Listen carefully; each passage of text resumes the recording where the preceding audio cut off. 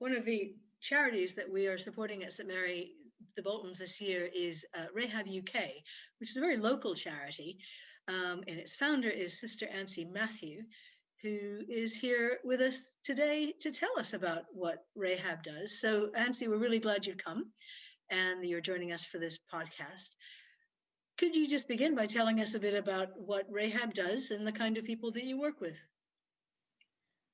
Thank you, Jenny, for inviting me for this podcast. I think I'll start with just giving a bit of background who we are. We are part of Sisters Adoratrices, a global humanitarian network that has been caring for the women in prostitution and women who have been affected by trafficking more than 160 years. It's our life's mission to make sure that every woman is valued, respected, and treated with dignity. We live this mission by offering the support and love that every woman needs to flourish freely and unconditionally.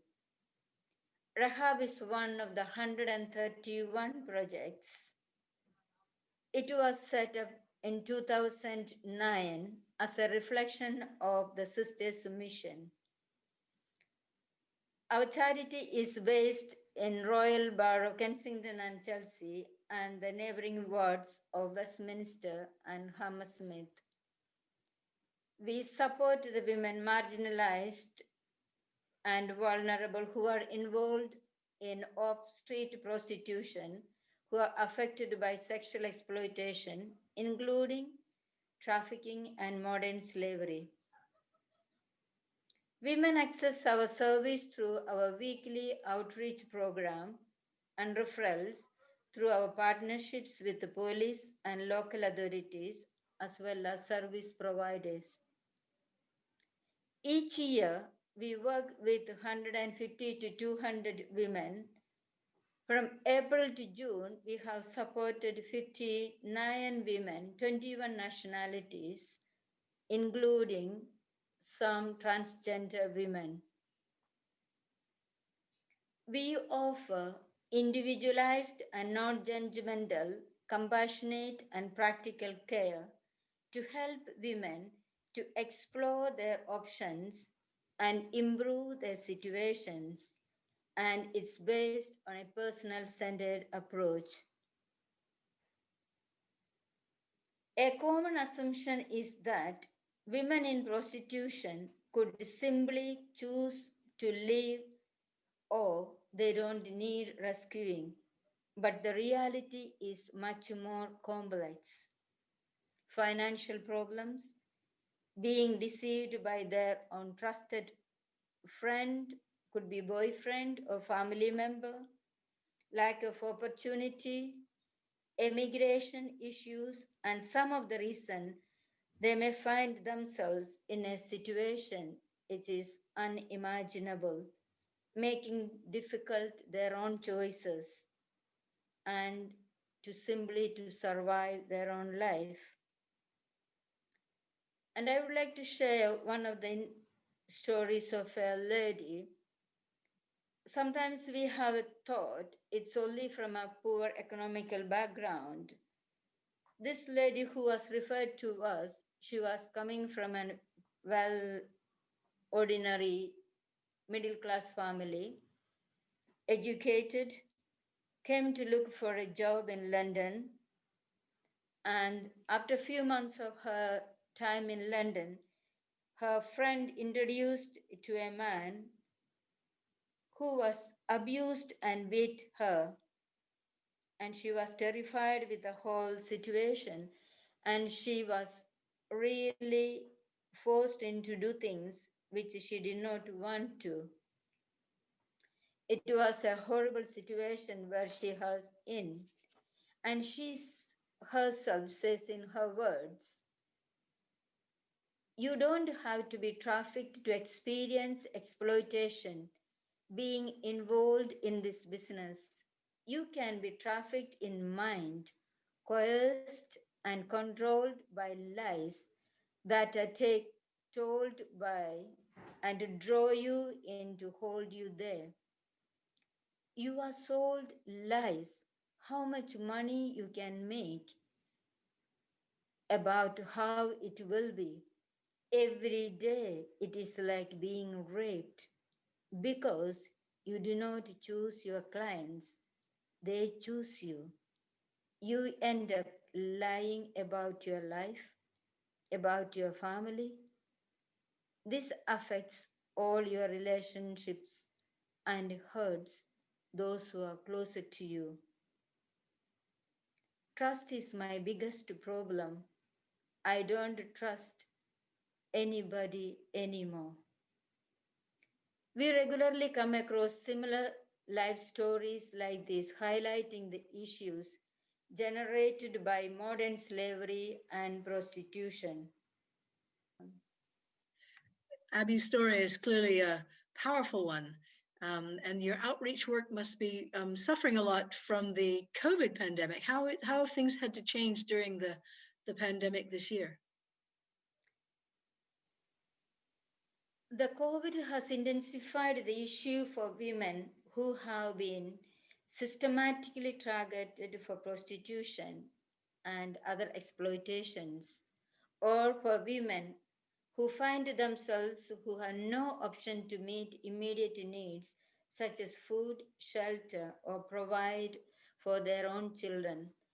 Like any other charities, since the lockdown, we had to adapt swiftly to deliver critical services in new ways, and so that a right to support remains in places for the women whom RAHAB is the lifeline in their most difficult moments.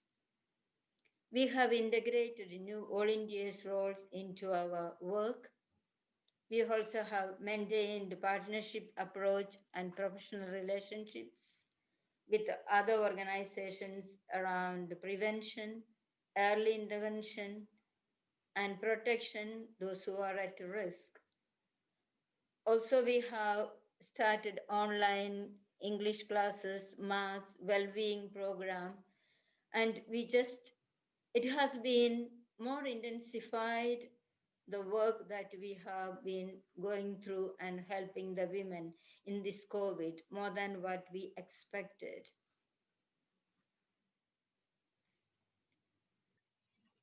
This work that RAHAB does works with some of the most, I guess, outcast people. And some Christians might find it a hard thing to think about. But I guess it would be I'd really like to ask you why you think it's an important thing for Christians to engage in particular. Oh, that's an excellent thought. I look in this into an integrated perspective. As a Christian and as a religious sister, called to the mission and carry some of my congregation.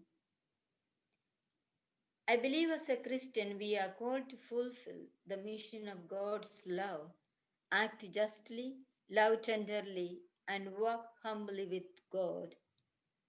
Embracing the humanity, upholding and defending all forms of abuse and power across all borders. We have an obligation to treat every woman we encounter with dignity, love, and compassion, to be, being, and doing, action and contemplation, to be a prophet of our own time. And from a religious point, my life is an unconditional gift to God. To create space between,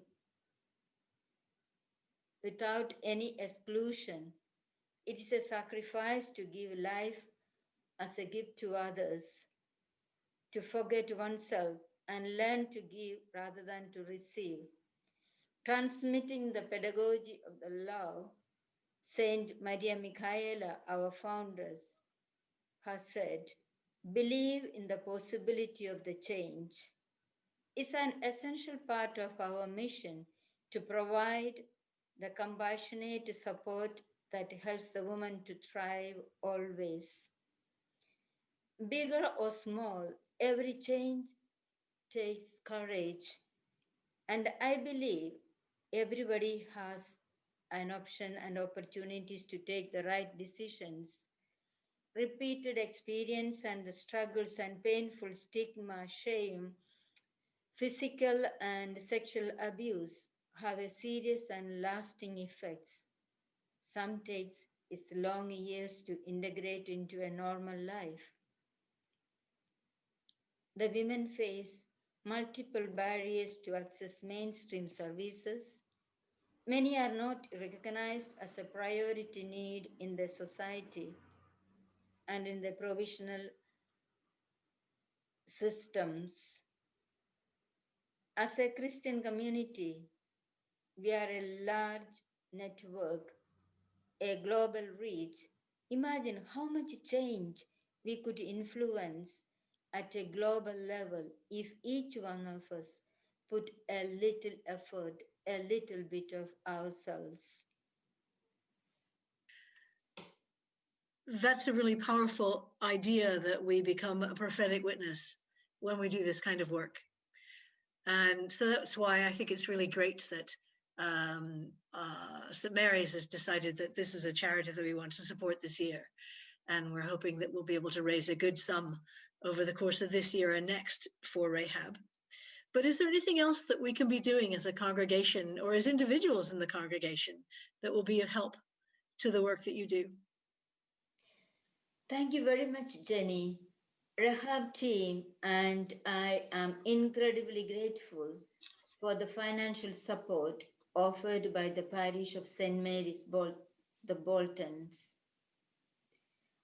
RAHAB is a small team.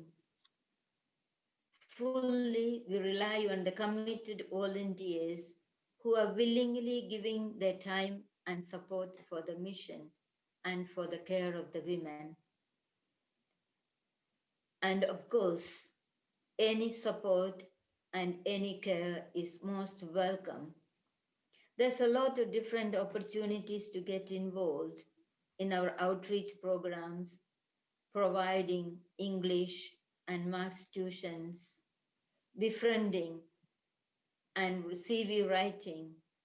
And besides, one of the things we find that the women struggle to get into the legal support, of course, and immigration problems and financial background and economical struggles.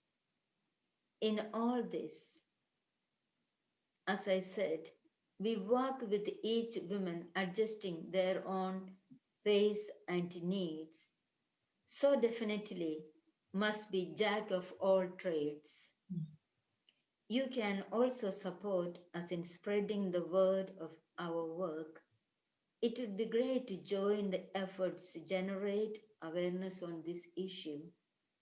We have a responsibility to embrace the humanity and accept, to speak the voice of the voiceless, to implant hope against hope in their life, to raise them, to make them, accept them with dignity.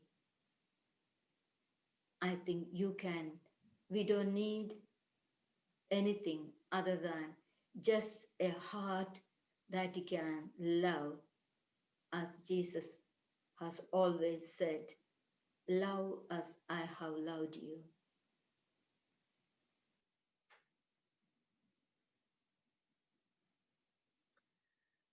Ancy, thank you so much for joining us for this podcast today.